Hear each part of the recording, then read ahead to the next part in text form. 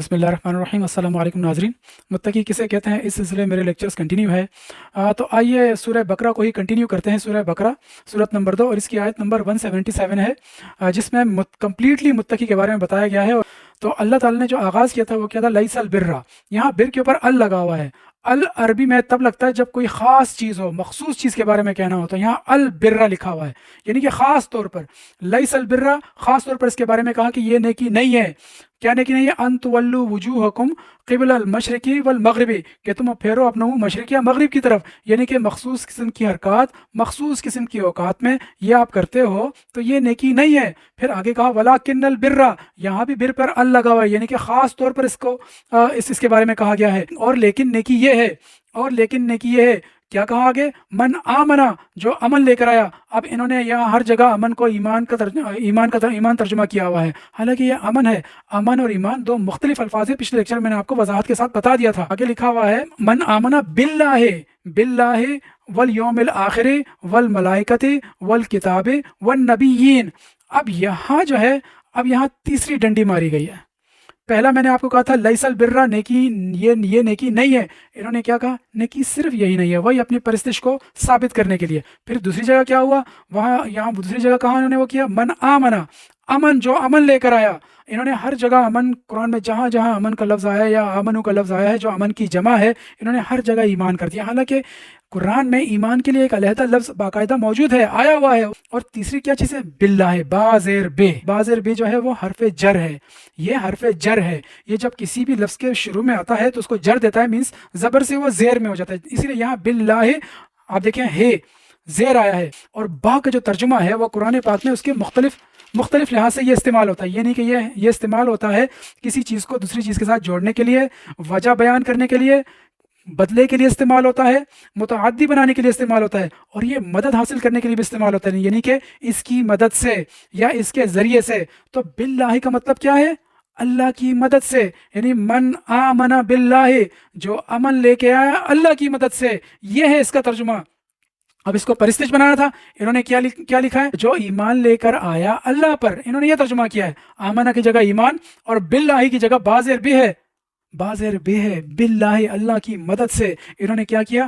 انہوں نے، اگر آپ ان کی گرامیٹیکل انالائسس بھی دیکھو قرآن پاک کی، تو انہوں نے پتہ ہے آگے کیا لکھا ہے؟ با بمعنی اعلیٰ یوز ہوا ہے، حالانکہ عربی گرامر میں پر کے لیے اعلیٰ کا لفظ ہے، اعلیٰ کا لفظ ہے پر کے لیے، لیکن یہاں علی اللہ تو استعمال ہی نہیں ہوا، علی اللہ تو یہاں استعمال ہی نہیں ہوا، یہاں باللہ استعمال ہوا ہے۔ اب اگین اس کو پرستش بنانا تھا، کہ صرف منہ سے بولتے رہے اور کرے کچھ بھی نہیں، صرف منہ سے بولتے رہے اور کرے کچھ بھی نہیں، اسی لیے علی اللہ کیا ہے۔ یار کچھ تو سینس ہونی چاہیے، یعنی کہ اتنا بڑا بلنڈر، اتنی تحریف یہ لوگ کرتے ہیں قرآن پاک میں۔ اگر جو یہ ترجمہ کرتے ہیں اس کے مطابق، تو اگر میں اس کو عربی زبان میں اگر میں کہوں، یعنی کہ من ایمانا علی اللہ، جو ایمان لایا اللہ پر، عربی تو اس کی یہ ہوتی ہے من ایمانا علی اللہ، جبکہ یہاں لکھا ہے من آمنا باللہ، اللہ کی مدد سے، والیوم الآخر، یوم آخر کی مدد سے، والملائکۃ، اور ملائکہ کی مدد سے، والکتاب، اور کتاب کی مدد سے، والنبیین، اور نبیوں کی مدد سے۔ اب یہ پانچوں چیزوں کا مجموعہ اگر آپ دیکھیں، یہ 5 چیزیں، اور 5 چیزوں کا مجموعہ اگر میں ایک لفظ بیان کروں تو قرآن پاک ہے۔ یعنی کہ ہم نے دیکھنا ہے کہ قرآن پاک میں اللہ نے کیا کیا احکامات دیا ہے اللہ کی مدد سے۔ والیوم الآخر کے بارے میں کیا کہا ہے؟ ہم تو آخرت کو صرف آخرت سے ہی ریلیٹ کر دیتے کہ بس وہ آخرت جب مریں گے تو وہ ہوگا، حالانکہ آخر کا لفظ قرآن پاک میں پچھلے کے لیے بھی یوز ہوا ہے اور اگلے کے لیے بھی یوز ہوا ہے، یعنی اگلا دن اور پچھلا دن۔ اس کا مطلب یہ کہ ہم نے اپنی ہسٹری دیکھنی ہے، پیچھے دیکھنا ہے کہ ہم نے کیا کیا کوتاہیاں کی تھی جو ہمیں نہیں کرنی ہے، اور آگے فیوچر کو مد نظر رکھتے ہوئے پلاننگ کرنی ہے، عمل لے کر آنا ہے۔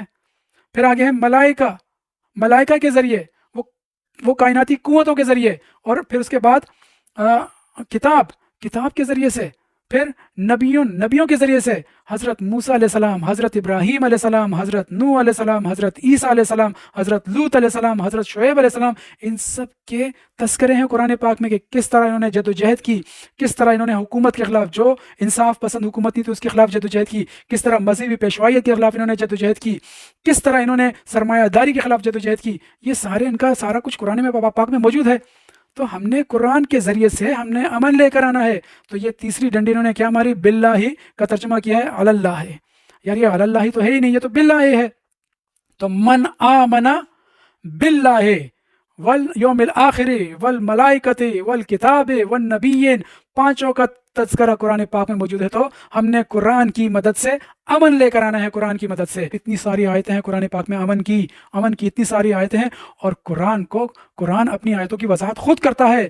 कुरान न किसी ग्रामर का मोहताज है, न किसी तर्जमे का मोहताज है। कुरान अपने लफ्ज़ की खुद ही वजाहत करता है। अभी देखें, मैं अभी तकरीबन मेरे ख्याल से 20 या 30% भी ये आयत मैंने कंप्लीट नहीं की है। जब ये फुल कंप्लीट होगी तब आपको पता लगेगा कि मुत्तकी किसे कहते हैं। और आप इनका तर्जुमा देखें कि तकवा या मुत्तकी, हर जगह तकवा, अल्लाह से डरो, अल्लाह से डरो, अल्लाह से डरो। कहीं परहेजगारी की हुआ है, कहीं कह रहा है डरो, कहीं परहेजगारी, कहीं अल्लाह ताला यहाँ डिफाइन कर रहे हैं कि मुत्तकी किसे कहते हैं। पूरी आयत में इतनी बड़ी आयत नाजिल हुई है। तो आज मैंने आपको वजाहत से के साथ बता दिया, मन आमना बिल्लाहि, अमन लेकर आओ अल्लाह की मदद से, ईमान लाओ अल्लाह पर। अगर ये जुमला होता तो अरबी में ये होता मन ईमाना अलल्लाहि, मन ईमाना अलल्लाहि होता। जबकि यहाँ क्या है, मन आमना बिल्लाहि, अलल्लाहि नहीं है। और कुरान में कितनी जगह ये बाज़ेर बे आया है और उन्हें हर जगह अला किया है, अला का तर्जुमा किया है। यार जब बाज़ेर बे मौजूद है तो आपने अला क्यों किया? तो अल्लाह हम सबको कुरान समझने और उस पर अमल करने की तौफीक अता फरमाए। इंशाअल्लाह मैं नेक्स्ट लेक्चर से फर्दर कंटिन्यू करूँगा।